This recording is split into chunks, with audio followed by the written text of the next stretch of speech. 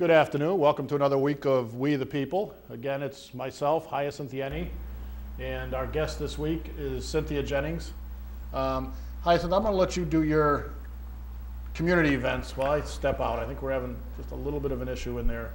Oh, you think so? But go ahead, do your announcements. I'll be right back. Oh, hello everyone in TV land out there. I hope you're all doing well today. It's Monday. I think the city is on vacation because of President's Day, right? Yeah, but somebody called me just called me a couple hours ago and said, I've been trying to call City Hall and the phone just ring. I said, well, maybe they're on vacation. Anyway, it's President Day. Or why I thought because President Day there was no school. But apparently in Africa, That's me. Just bring me down. I just thought everything else was open. But apparently the following week is Washington's birthday. So I'm not sure. This says, so anyway, I want to go back and I'm just saying, I have the senior center. As usual, I like to do some announcement on what's going on over there because I want to get our seniors out and active and stay active. It's really important. So some of this stuff that's happening, one in particular I just wanted to mention is what they call it, brain fitness. I think what's they're trying to stimulate the brain to make sure that the brain is still working the way it should work in general. Cynthia's here, so I won't do any City Hall jokes about stimulating the brain. So they're having that on, it's going to be on February 21st. And that's something from UConn. UConn is coming to the senior center at 830 Maple Avenue. And they'll be, kind of doing like a little test of the seniors to see how much they remember, stuff like that. Do some games and things, I think that's really important. The center is closed today anyhow, but tomorrow it should be open. We have what we call Smiling Seniors. That's a nurse that comes down to and check the seniors, make sure the blood pressure, everything is working. It's just a regular visit, but they call it a smile. So, and we also, as a matter of fact, we do have a beauty shop, like a beauty chair or something over there so that we can do everything. It's almost similar like the North End Senior Center. Right. But I like our center because it's very nice and there's a whole lot of great stuff there going on. Our seniors can get involved, and I think it's so important for them to get involved in the community. So I think that's about the only announcement. Oh, by the way, there is what they call Be Kind Day. That's going to be March 5th. And anyone who's interested, call me at 860-296-5543. And that's seniors that might need some help, whether it's painting or cleaning their homes or stuff like that. Just give me a call and I connect you with the right person. So this is an opportunity for seniors who need some work done in their house and have a hard time getting someone to do it. And this is all free. So take advantage of it, okay? All right. And I apologize, I didn't introduce our guest, I don't think, at the beginning of the program. New Hartford City Council person Cynthia Jennings was just elected in November and sworn in recently. We were teasing her beforehand. She's been in office almost a month. What has she done? What's changed? But we'll get to that a little bit more down the road. Have you saved the neighborhood, to save the community? It's all taken care of. It's all taken care of. Everything's fixed? Yeah. Okay. Well, I think we'll get right into the tough stuff first. One of the difficult things, and and I was running for council at the same time Cynthia was. She was luckier than I was. She got elected. Because she was with the working family. In a year or two, she may look at that differently. Right, it may not be lucky. But the incumbents that are on the council were all singing the praises how they were able to cut the mill rate and the budget was under control. And now we hear that we've got, a $3.8 million deficit for this year and upwards of $54 million for next year. Well, I know Is that an awakening for you, or are you? Well, I think it's doable the way we're. Oh, you got your microphone. Oh, I'm sorry. I think that it's doable that we address the issue, and hopefully we can do it without increasing taxes. $54 million seems like a great deal of money, but the truth is that we can. There's a lot of things that we can do in Hartford that we might not have been doing. We can bring in private contractors to bring in their own money to do construction and build malls, and we need a supermarket. And I know in the North End, because people are leaving town to go do their shopping. We can work and make contracting opportunities available for small, minority, and city contractors. We can take another look at what's happening with our procurement. Instead of spending all the taxpayers' money and the state money outside of the city of Hartford, we need to build and put in policies in place where people who live in Hartford, who have businesses in Hartford, can actually take advantage of Hartford contracts, and that will also help increase our tax base. Well, what about the lieu of tax to the city? You know, let's face it, we have 51% or more of our property in the city that's owned either by the state or a non-profit or stuff like that. And that's where a lot of our monies are. And are we getting the proper funding from the state to address it? So now the little business person, the little homeowners are burdened by this extra having to pay more taxes to do more with what? Okay? And so I think that's something that as a council, as the mayor, definitely need to be sitting down with the governor and say, hey guys, look, if you look at our home ownership in the city, look at how many abandoned buildings we have, over 800 or more. Okay, these are buildings that's not producing any taxes. All right, so how do we? I agree. We do not have full payment of, it's called the pilot program, payment in lieu of taxes. So government buildings pay actually less than homeowners and commercial businesses, residences, or businesses. However, we really need to meet with the governor. We really need to take a look at how low we are with payment in lieu of taxes, because the more that program is funded, the less money that our current taxpayers will have. We have a high mill rate. We're going to have to take a look at payment in lieu of taxes, which is called pilot, and we're going to have to take a look at any other options that we can look at to decrease our mill rate, or at least keep from having to raise taxes. More than 51% of our money automatically off the top goes to the Hartford Board of Education. So, you know, it's... And again, with that say that, you know, half of the budget is going, more than half of the budget is going towards Board of Education. Somebody needs to seriously look at Board of Education and see what's going on there. Why is it that we continue to spend and we get less at the end of the day, okay? Well, so what it is that the Board of Education is really doing with their money. You know, I know that the cities, they're saying, okay, we give the Board of Education money and there's nothing we can do about it, but I think we can do something about it. Well, there's a lot of, if somebody really started looking at the Board of Education where there's wasted money, even just in the number of schools you drive by at night or on school vacations and see lights on, and you know, I live kind of across from a school at Asylum in Sigourney. And there's many times I'll look out, and I know it's not cleaning people, I'll look out my bedroom window at 1, 2, 3 o'clock in the morning and see the second floor of the school all lit up. And that's, you know, when you look at a $250 or $260 million budget, that's a small part. But there's a lot of money that's wasted, both on the city side and the Board of Education side. And that's where we need administrators who are going to look at it more from a business standpoint. You know, do you leave the lights on in your business at night when you leave? No, because it costs you money. And that's, you know, we don't look at things as dollars and cents. It's like, oh, we'll raise taxes. Well, so I agree that we have to take a look at every small aspect. I know that in Springfield, I believe they started a program where they're putting solar panels on top of the schools, and they're taking a look at that. We need to take a look at putting solar panels on the landfill itself and generate money to sell electricity to the grid. We can put them on top of the public buildings and sell the electricity to the grid, or reuse the electricity in the schools or in the facilities themselves. So right now we've got to think outside of the box in order to address this huge budget deficit. Right. We need people who are, you know, proactive. We need people who are, you know, it's not, as I always say, you don't have to have a PhD to have common sense. Common sense, you can do so much things if you do use common sense. Duplication of service that you could look at and see how can we combine services and stuff like that.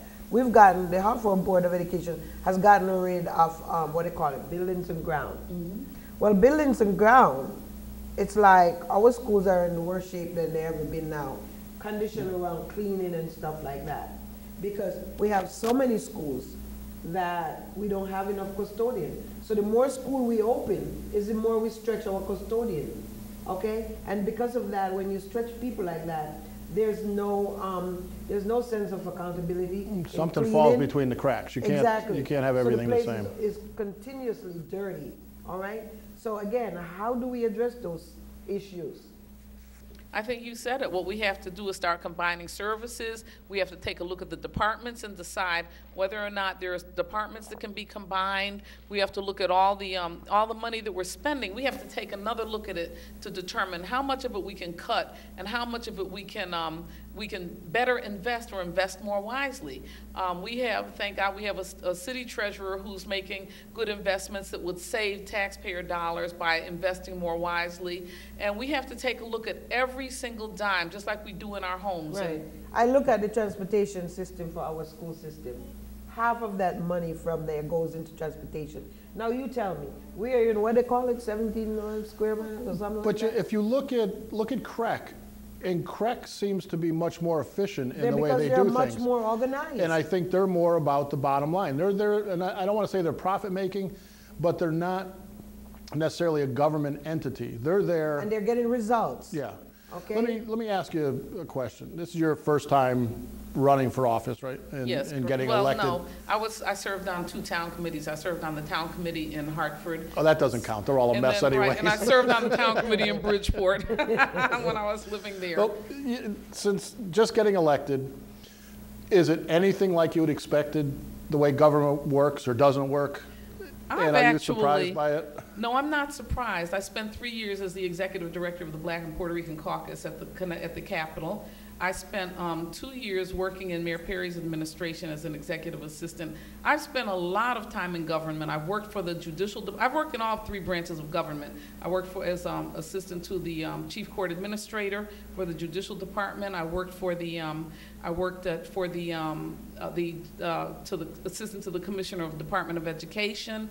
So I've worked in all 3 branches of government, executive, judicial, and legislative. So I pretty much know government. I love government, and I know that we have to work together in order to make things work. So we need the residents to come up with, what their issues are. We need legislators to really stand firm and put in policies and practices that will work for the people. And we need the mayor that would be the executive branch in order to make sure that these things get executed through his department heads, and that each one of the departments are responsive to the people in the city of Hartford. In essentially the first month and a half, how would you, try to get you in hot water here, how would you rate what you've seen? Is it efficient, inefficient, room for change? I'm absolutely amazed and impressed. We've got Mayor Segarra, who's very committed to the people and making sure that the programs and policies work for the people in the city. We've got Sean Wooden as president of the council that's totally committed, as is the mayor, to transparency in government. So you're probably going to see a lot more public information available to people through, thank God, through Channel 96 on government access, because even the committee meetings are now going to be televised. So people are going to be urged to call 311 if they have services that they need to have addressed, and they're going to be encouraged to watch government access and see what's going on in the city. And if you have any questions, to contact any one of the council people or their assistants right away if they have something that they need. If a street light is out, dial 311, let us know what the poll number is. I mean, there are all kinds of things that we can do to make the city a more viable and safer place to live. And just getting to making sure that all the department heads are doing their jobs, okay? One of the other things I very much concerned about, and I've been saying it over again, sometimes we wonder why our department head doesn't do their jobs, because they continue to have interference from, people on the outside would call City Hall and say, well, like for instance, getting my car towed or something like that, and they expect somebody in City Hall to fix it for them. Well, I believe if you violate the laws, you should be penalized, right? Whether it's a ticket or whatever the case. I always said, I do not want whether the council person or the mayor to interfere with department heads doing their jobs. because that tells these department heads, well, you know, I'm doing my job, and somebody else in city council or city telling me not to do it. So what else do you want me to do? Well, actually, it's an ethical violation if we try and micromanage any of the department heads. And actually, the mayor is supposed to interfere with the department heads because he supervises them now under the new charter. So the mayor has the responsibility of Depends on the interference, though. Right, right. If say, for instance, a policeman is doing his job, all right? He's, you know, he's giving ticket because somebody is parking in the wrong place and da-da-da. I mean, and a person will call, oh, well, I got a ticket here, no, this and that. And then they'll probably call and say, hey, you know, cool it with that guy, or whatever the case may be. Well, they have the 311 system, so you don't have to worry about micromanagement. They can sort this stuff out in the system. If you have a complaint or a concern anywhere in City Hall, pick up the phone, dial 311, and make your concerns known. All right, and yes, you know, we are not allowed to micromanage, but we have to legislate and we have to put in force policies and programs that represent the people of the city. So we need to hear from the people in order to do that and make sure that we know what the issues are. Like you have an NRC, Hyacinth, and it's really, it's well run.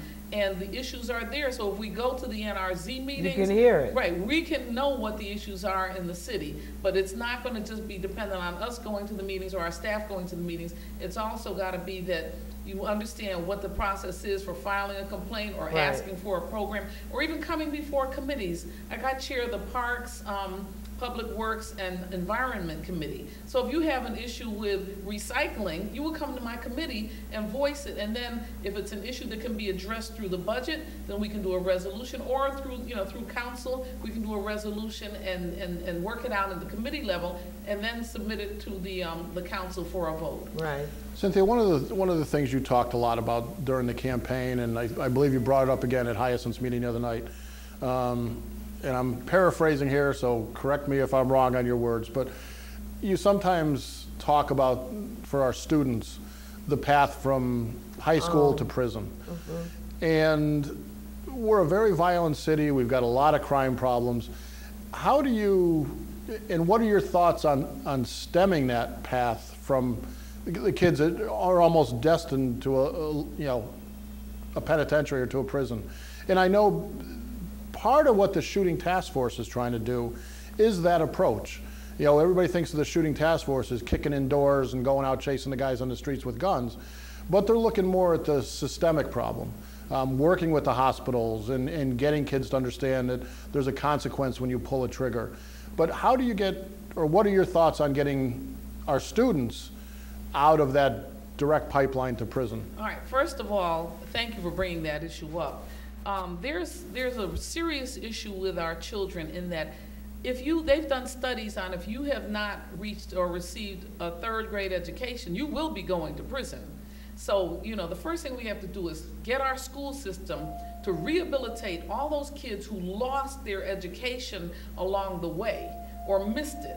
And that means that if you have a student that's in the 6th grade, but they missed the first 3 grades of education, we've got to provide a rehabilitation program for them so that they can get back the 28 math domains that they need, that they can learn how to write essays, so they can learn reading comprehension. And we've got to put a program in that addresses that, because if we don't, you cannot start building a building on the 3rd floor. Right. Okay, you've got to start with well, where do you start with that? That's, you know, and there's more than enough blame to go around. No doubt about that. But is it parents need to be parents, the schools need to be more into education, the churches need to be more supportive of what's going on? How do you bring all that together to get something that actually works? Because we can sit here and talk about it all day. Yeah, we absolutely need a program that will rehabilitate the children in the school system. We start with what we can control. And we don't control the Board of Education, but the mayor has recently been appointed to the Board of Education, as well as 4 new board members, and 5 of them are appointed by the mayor, 4 are elected. We have to get people on the Board of Education that understand education and the issues that our children are facing. We've got to get the school system to put forward a plan that does, if it takes 100 hours of rehabilitation, then that's what we have to do in order to get our children back on task, get them to be able to pass educational exams, get get them able to think critically, get them and boost their morale and their self-esteem so that they can move forward in life. We've also got to address the issue of the police in the schools. If they're going to arrest our children, then we've got to rethink what their role is in the schools. But that's what that was not their role as officer, to be in the school just to arrest kids. The roles of their responsibility should have been going inside, try to get to know the kids in the school, try to motivate them to stay in class, do things with them, to encourage them to become good citizens, and that's what their roles are supposed to be. I disagree with that. Get them out of the school. We don't need the cops who are social workers. Let the Board of Education push social. If a crime is committed in front of a cop, he has a duty to take action. It's not like they're sneaking around corners in the schools looking to arrest kids. Right. But if this is the behavior that goes on in our schools, that's part of a problem why kids don't learn. Exactly. But the point is that the officers in the police in the schools, as I told you, that was not the intention for them to go in there and sit in and wait for somebody to get bad and they arrest them. The intention was, as a police officer, you go in. We were talking. How we were saying Hartford do not have any, you look at the police department, you do not see real Hartford kids or Hartford, it doesn't reflect, okay? So we were saying we wanted to grow our own. And by growing our own, we need somebody as a role model to go in and kind of have some influence with these kids to say, well, little Johnny, you could become a police one day. You could become a firefighter one day. Not if you have a record. Well, what I'm saying. but before they even get about thinking about a record. Well, I think one of the things that we have to do is, and their conversations have been, Kyle Anderson he's in charge of public safety, and he has had conversations. He's brought the police in, and we've talked about, I certainly expressed my concerns about the arrest of our children. I think that just like in the suburbs, the kids get a second chance. They bring the kids home. Well, then maybe we should bring in the parents when there's an issue. Fighting or swearing is not that's not something that's something all of us did as children. We should not have a record, or our children should not have a record as a result of that. We had our parents step in and took care of that, not the cops. Yes. Exactly, but the parents, if they're called, a lot of them will step in and take care of it if they understand the seriousness. And a lot of parents are not in touch with the schools on a regular basis. So yes, we do need to involve the parents more, but in addition to that, we need to have the parents contacted before the child ends up with a record. And the other thing about contacting the parents, you know how many of these kids at school that doesn't have a phone number that you can reach in case there's an emergency? Because they have their phone in them, but there's nobody at home that they can connect. And the school should hold people accountable. They should hold parents accountable. Okay, you brought your child to school. I should have all the information I need to know. If there's something went wrong with your child today, I need to pick up the phone and call you to get you in here. But most time, it doesn't work like that. Absolutely, and that's more accountability at the school level. Now, the council does not have direct authority over the Board of Education. We vote for the budget. The budget is pretty much set because whatever was last year, in order for them to maintain their system, it's going to cost us that and maybe a little more the next year. So we understand, but because we have the mayor on the Board of Education, we can interface with the mayor and perhaps get some changes there. But the council also has a lot of power they can leverage. It's the Board of Education, if the council starts coming down on them for different things, just as you were just talking about the public safety, I think it was last year or over a year ago, they pulled the school resource officer out of Buckley because of some differences between the police administration and the administration in the school. And it was interesting to find out there was no memo of understanding before we put the cops in the school. Right, and that's where... That's something that yes. It needs to be clearly defined what your role is. Do we expect you to teach a class one day a week so people can, or students can get comfortable with a cop? Or is it to stand there swinging your nightstick by the door, wielding your power? What is the reason for the cops in the school?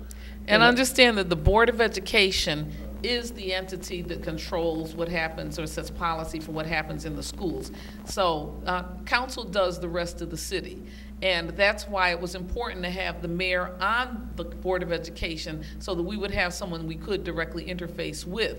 Because other than that, it's an ethical violation for us to try and micromanage the Board of Education, the superintendent of schools, or any department head. Yeah. So we have to make sure that we don't overstep our bounds too. Our job is to legislate, establish policy, represent the people in how we establish policy. But I think in many of the cases where you talk about a student getting a criminal record, that's because the schools don't want to step in and do their jobs.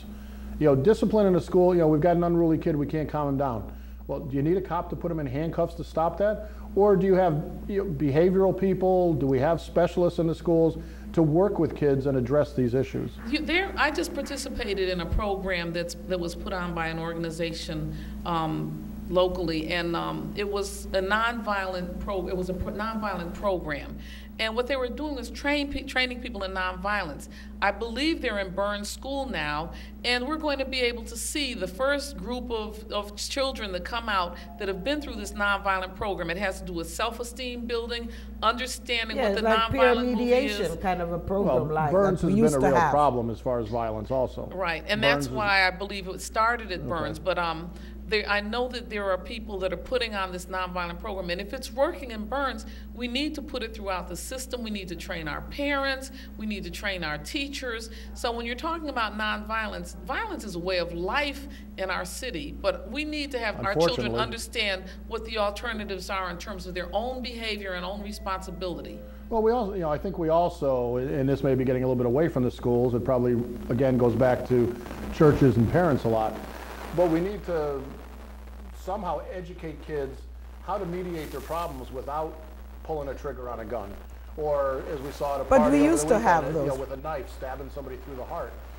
These are things that, you know, when we were growing up, hopefully you weren't a fist fighter on the playground, but Right. back when we were Sword kids, player. this was, you know, you'd have a fight on the playground, and at the end of the day, everybody would walk away and that'd be the end of it. Right. Now it's we pull out a gun and we shoot somebody. But again, we used to have those programs. We used to have the peer mediation program where kids would mediate each other and, you know, everything would be fine at the end of the day. But the thing that comes in, every superintendent comes in, cut something that's working, and never think about the effect of anything. Okay? So the bottom line is, how do we continue to make these programs effective and work in the school for the betterment of the kids? Because I remember when my kids were in school, they were a part of that mediation program. And I would see where they go and they talk with the other. They would have a class session. And if somebody's having a problem, they would have special meeting to bring the two groups in the meeting to talk about it. Before they leave that place, they would shake hands. Okay, we won't be getting involved with those kind of things anymore. It can work, you know? It's just a matter of organizing. It's also interesting that the council, and not you specifically, but the council has said they don't have any control over the Board of Education. We've spent half the program here talking about how we should be changing our schools. Well, it's okay. We can talk about Well, it. we still need to address issues in the schools, and it doesn't mean that we can't interface with the Board of Education. We can't recommend some programs that we might want to see. We have to recommend it through a process, but it has to be done. We can no longer have the luxury of affording to socially promote children. It's not working. That's what they're doing. have so many of them that are going from the classroom to the prisons, and I we guess have it was to my stop way of that. being sarcastic to say that the council does have some power or control over the Board of Education. But going back to something else you had mentioned before, grocery stores. Do you think that's much of that is a tax issue? Because if you look at a lot of our, you know, we do have the Stop and Shop on New Park, but the other big grocery stores that service Hartford are within a few hundred feet of the city line. It's like, do you want to be in Hartford and open a Stop and Shop or, you know, Big Y or whatever and pay 73 or 74 mils on all your shelves, all, you know, everything in the store? Or do you go a few hundred feet over the town line where the taxes are more than half of what they are in Hartford? So I think that's a big problem with economic development and a deterrent to development is our tax rate. How is that going to change? I think that we have to, we still have to have people that want to develop stores and develop plazas and develop entities and come into our city. I think Family Dollar is getting ready to open something up on Blue Hills Avenue. Irrespective of whether it's a tax issue or not, there are many people that shop in Hartford. I mean, huge numbers, so that these individuals who open up stores can make a tremendous profit. If you look at Popeye's Chicken, they used to make like $7,000 a day.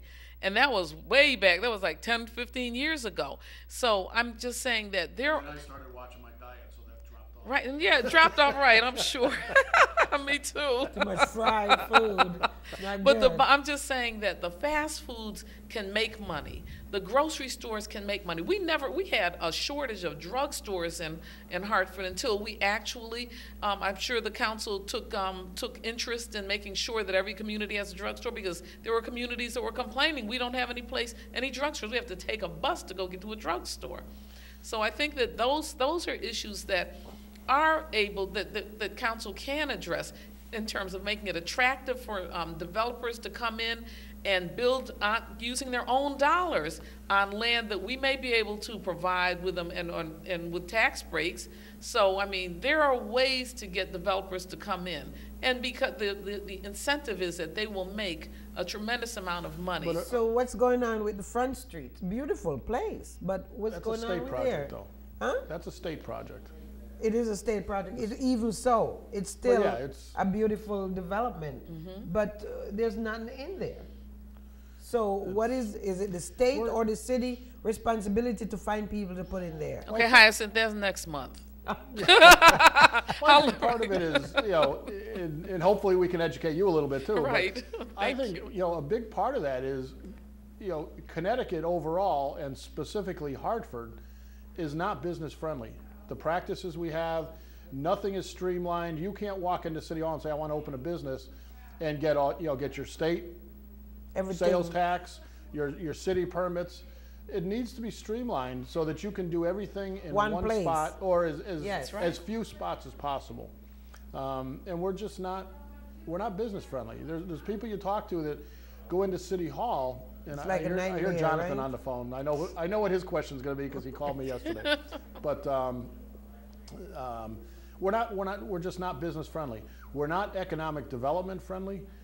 When we have the chief operating officer doubling as the economic development director, I thought we do have economic development. I don't know everything from Panagore still lists him as the economic development director. Do we have an economic development person? I'm not sure whether we have an economic development person. I know that Mr. Benjamin is involved in economic development. I'm not sure. I know that Mr. Panagore does economic development. So I'm not sure whether or not we have an individual that's identified for that position or not. But I'll find out. We do have a lot of good stuff in Hartford. We just need to make sure that people understand that, but also, I thought the mayor had said something about there was those buildings we always complain about downtown that's empty. Did we have some increase in business down there? What's going on with that? Do you know anything? No, I haven't checked on that yet. Okay, and in fact, let's see. Well, mine. Ask me about the parks, public works, you want the me to ask you about environment. the parks? No, only okay, kidding. Yeah. Well, you know what? The parks is okay right now. No, with all those broken branches, are you kidding me? They've done a decent job on cleaning a lot of that up. Maple Avenue has been really done well. ISS's complained about Goodman Park for a long time, and that's in much better shape. Yes, much better shape. Good. All we're looking for now is the fencing. We're going to put fencing on the south side. Trish, do we have a call? The fencing is really bad, so we're going to be doing the wooden fence. I think our favorite caller's on the line. Okay. All right. Go ahead, Jonathan. Yes, Kevin, you're right on the money. Actually, yesterday you told me I needed to address this issue with CRT to Councilwoman Cynthia. And I guess the Hartford Courant has been writing articles over the past couple of weeks about, the management issues.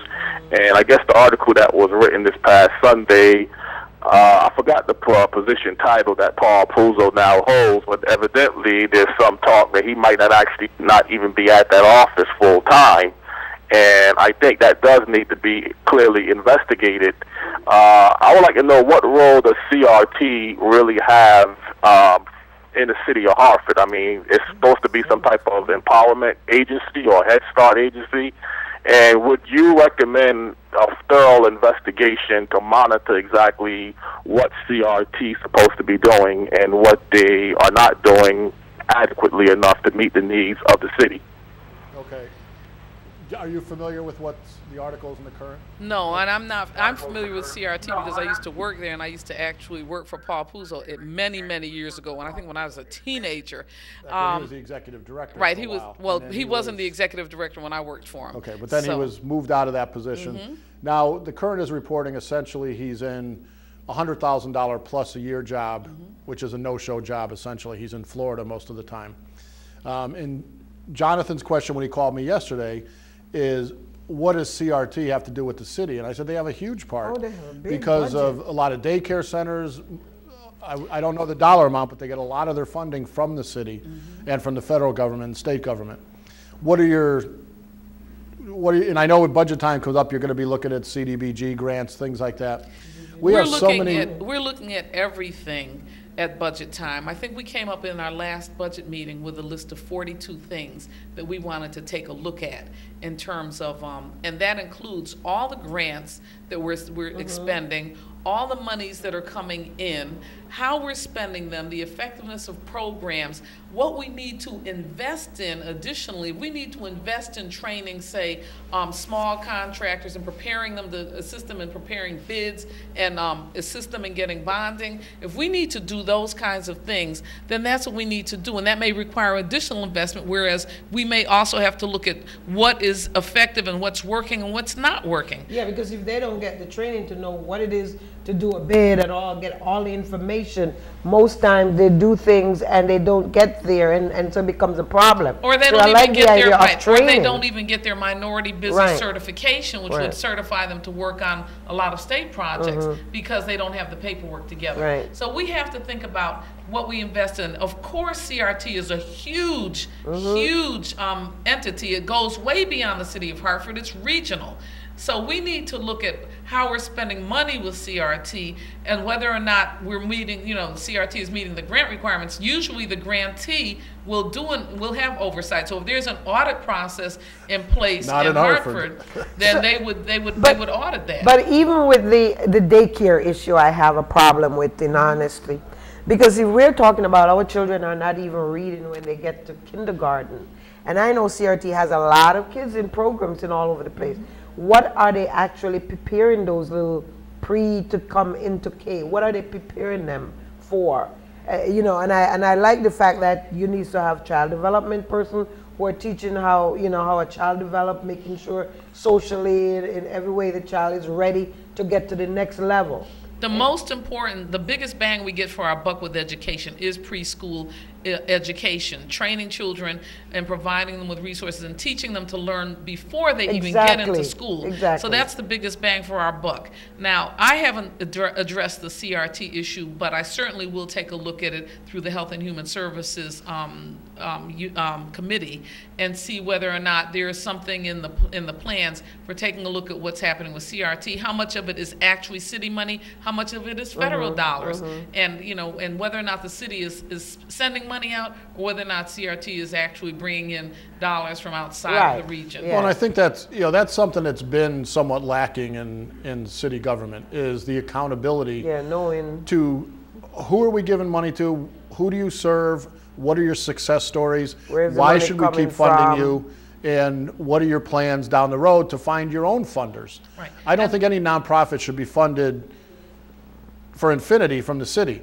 If you're if you have a program that's providing a service, there should be funders out there you can go to and find some of your own funding. Well, I know when I was at CRT, I think I had the environmental health unit, and I had part of that was rodent control. $2.5 million came from the Centers for Disease Control into the environmental health unit. So we didn't run a program without some kind of federal or state dollars. And we didn't depend heavily on the city for I don't think we depended on the city for much of anything, except that the city health department had to run its own unit, and we brought in dollars from outside to maybe get those 34 city workers going door to door to look at the rodent infestation and whether or not had super rats, which we did in Hartford for a while, but I think we've addressed that issue. But I think that we do need to, through the Health and Human Services Department, take a look at CRT. And I think that would be best done at the committee level so that we can ask the questions that we need to ask. And then as we address, have them report back to us and find out what it is that they're doing, what they're funded to do, and what is the success rate of their programs. Then if we do that at the committee level, then we're in a position to make recommendations to the general council to vote their programs up or down if it's city dollars that we're spending. Well, I think it's encouraging, though, because we can't expect you to change everything overnight, or even in your first month, because you obviously haven't done that yet. but I mean, rather than the rubber stamp we've seen for years, just the way the Board of Education was handled. Yeah, we knew that most of those would probably be approved in the end anyways, but at least there was a feeling of transparency. It was opened up to the public. There was public hearings. We got to hear the people speak as to what their strengths were and why they should be on the Board of Education. So I think there's some hope there that as this council moves on, there's going to be more public input. And I don't think a lot of people are used to that they can call you or call Sean Wooden or call any of the council members. That's right. And say, here's my thoughts. Just by dialing 311, they can get to my office. My assistant is Jean Ward. Sean has an assistant. Every one of us have assistants. We are part-time on city council, but it really is a full-time job. But our assistants are full-time, and they are working every day to address the needs of the residents. And I think, like you do in 96, I think when you do committee meetings, I think the encouragement should be resident, we're looking always for your input, always, because I think it's going to be really important to hear from what people are saying. How many people would say, well, I don't know how to get in touch with certain person in City Hall. The point is that the more you put it out there and say, hey, we're open for ideas that could perhaps work to make the city a better place, we need to make sure that the interaction is happening. As you say before, they may not be able to go to every meeting at City Hall, but by listening on the TV, make sure the telephone number is there so they can call in. I think that's just a plus. And I think, I'm really pleased with the way Sean Wooden is running things. He believes in transparency. He believes he read numerous questions that people called in or emailed in or wrote in. So I think that's important. We got another phone call. I think I might recognize this voice too if I was listening correctly. Go ahead, caller. We're not getting anything, Trish. Okay. Okay, caller, just go ahead and ask your question. I heard. Hello? Yes, go ahead. Hi, I'm a taxpayer from Hartford. Okay. And I was wondering, what can we do about getting bus shuttles along Albany Avenue and Blue Hills? We're standing out there waiting for bus shelters. Bus shelters, for the bus in lines. Will you please call 311, ask for Jean Ward, and let's see if we can let us know what the addresses are that require bus shelters, and also when we hold the committee meetings. But we'll do, first of all, a lot of times they have to do a feasibility study. I'm not sure if we have to do that for bus shelters. I know when we want to make a street one way or put in speed bumps, we have to do that because of public safety equipment speeding down. All of a sudden they hit a speed bump, or the street is one way, so they have to take a different route to get to a burning building. But I think that if you would call 311 and tell them you want bus shelters, okay, and if you would ask for Jean Ward and make sure that she gets the addresses and the street names of the specific location of where you want or think a bus shelter would be feasible, then give her that information. We'll follow up with it through our Public Works Committee, okay? But the other thing also Okay, is thank you. You're welcome. Thanks. Yeah, but the other thing also, bus shelter, some of them, we had bus shelter in certain places, and they were taken down because of the vandalism and all that kind of thing. So I think, when we say we want bus shelter, who's going to be the watchdog to make sure those bus shelters stay clean, not vandalized, like, marked up or, stuff like that? Well, the other part, though, is, we don't always have to reinvent the wheel. There's plenty of cities across the country that have bus stops and bus shelters that work. So how do they do it? What do they do? there's probably even private vendors out there that would pay to install them as long as we let them advertise on it. So there's things that work. Well, that's something that needs to be discussed with the city, though, and when it comes to advertisement and all that. But I'm just telling you that's some of the reason, because we had one right up on Maple Avenue near to CVS Pharmacy. Some car run into it, and it was lean for a couple of days.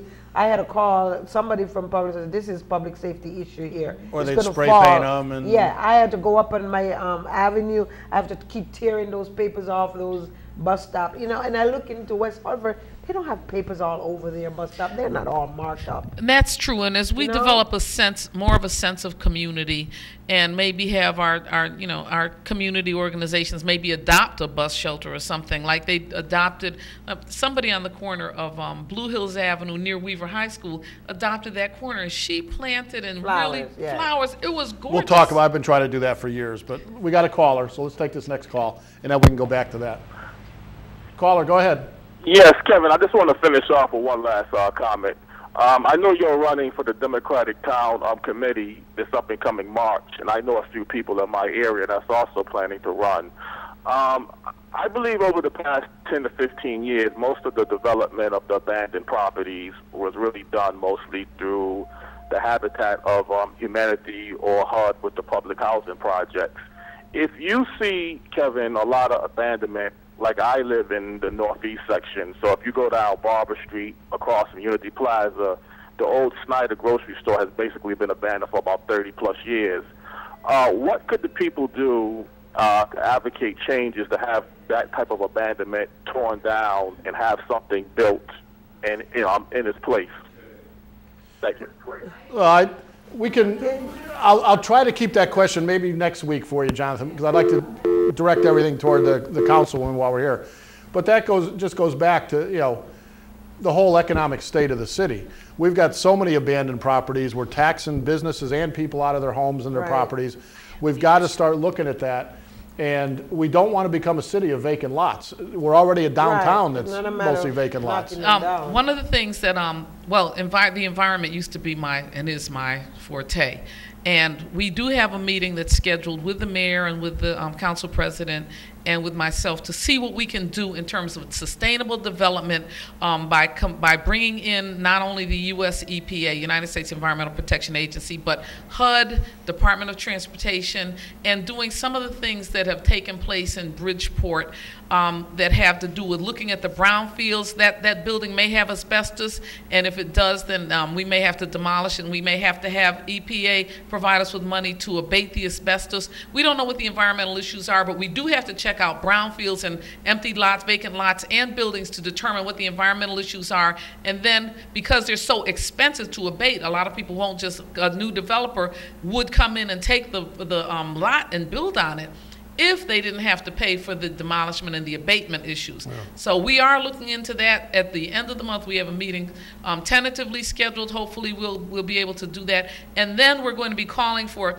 the entire community to come in and talk about how they want our community and our environment improved, whether it's the waterfront, whether or not they want something done specifically in the parks that EPA or others could do. So we're talking about bringing in a team of federal agencies in order to address the environmental and the social and the recreational issues for residents. Okay. Well, we've only got about 4 or 5 minutes left. Right. And I know we've touched on a lot of the things you want to do, but if you have a question. I wanted to mention something what Jonathan said about what can we do with these abandonment. Recently, the city just hired like about 3 or 4 people to go out in each neighborhood. They're all separated to go to north, south, west, whatever, to look at the abandoned buildings that they have. How can they work with these residents? Some of these buildings are buildings that people lives in Florida, all over the place, that bought them, just sits in them, do nothing. Now, that person needs to be getting a letter out to these people and say, well, okay, your property has been blighted for this. What is the plan to make sure there's a plan of action? Because just remember, recently we had passed something about if you're going to be buying a property from the city, you need to have a plan for that property. We're no longer going to just sell you something and you sit on it for years and years and it becomes a blight in the neighborhood. Okay? So 5 minutes? Okay, so because of that. Didn't I just say that? Yes, because of that, we're going to I'm be. watching the clock here. Yeah, because of that, I feel holding these people that we just hire accountable to do the job, to making sure that they're connected with the resident, because we do have a lot of blight in the city. But however, we need somebody from the city that says, how can I help you? But the other part Okay. of this, you know, that I think we miss out on a lot of this, these abandoned buildings that we're so quick to tear down, if you look at a lot of them architecturally, they're Very beautiful solid. buildings. The brickwork, the stonework, and it's all history that we're tearing down. If, you know, do you think they'd ever go through the center of New Orleans and start tearing down abandoned buildings? No, they would find a way to rehab them. And that's so you why keep the that Historical history. Society is very, they're watching everything that goes on now. And I believe that they should, because we've damaged a lot of buildings, we destroy a lot of great buildings in the city because we were just so quick at knocking them down. So anyway, Cynthia. I want to ask her one You more had thing. your time. For your What would you do with that Capitol West building? Would you turn it into nice transitional housing for people? You know what? First of all, You're putting her on the spot. right. I wouldn't, Well, I all wouldn't right. deal with a specific building, Okay, first of all, because all I don't right. want to deal with a specific building, because I Okay. don't know what the issues around that building are. But certainly you would bring in someone to determine whether there's an environmental issue, whether or not it would be a building that can be converted. And I mean, just like Colts, they converted the building, but look how expensive that was. Oh my And we're giving goodness. more money tomorrow night, I think. I'm It's sure. on the agenda to give them more money for developing another part of the building. But Right, but it's beautiful once it's done. But it had real environmental issues. I lived in that building, and they tore down a big building, and I called Dr. Mitchell. I said, there's some yellow liquid in these vats, and they just tore the building down. And he said, well, he said, don't touch it. And he called DEP to come. They tested it was cyanide. They had to pump it out. I saw 12 DEP trucks out there, stainless steel tanker trucks, pumping out that liquid out of those vats. So we have to recognize that a lot of the industry was using chemicals that were dangerous, and we don't want to just talk about renovating a building until we know what the issues are. I lived in that building. I didn't realize that it was a hazardous waste facility. But we've still got that. We were an industrial city. And, do you think the land around CRRA is still pristine? No, that's got to be in terrible shape. But now we're down to probably about 2 minutes. What are your goals? Quick synopsis of what you'd like to see done for the next year. I know you've already given us a lot of it, but I'd like to see, first of all, I'd like to see our educational system brought up to par and a plan so that all of our children can receive education. That's outside of my purview, but within my purview is I'd like to see the parks brought up to speed, and the funding that's already been awarded by the council to be put into the parks and get them back up to speed. I'd like to see definitely our budget balanced by bringing in private contractors, by bringing in millions of dollars from other federal agencies and teams of federal agencies to make Hartford a city that involves the residents in planning the ultimate outcome. 1.5 minutes. Okay. Okay, we're wrapping it up. Yeah, Oh, by the way, I wanted to say one more thing. Great jazz at the library yesterday. It's really awesome. You guys got to go and see it sometime. Okay. It's awesome. Yeah. When do they have it? Every Sunday from 3 to 4, 1 hour. Okay. Yeah, and it's so well attended, I'm telling you. It's so packed in that place. okay, well, we're getting the wrap-up Well, sign. you should try to go, Kevin, and listen to Yeah, I got jazz nothing else to do. sometime. Sundays I'm in church all day. Well, I go to church. But Trish, I go go ahead to with the thank you, Councilwoman Jennings. Trish, go ahead with the credits so we can get those done in time. yeah, we have Go some ahead. ideas about what we could do some of those abandoned buildings. Get some of those guys that are coming out of jail. If you can bring the make audio sure up. They renovate those buildings. Really productive buildings. You know, let's find out what kind of trade they. Reentry University.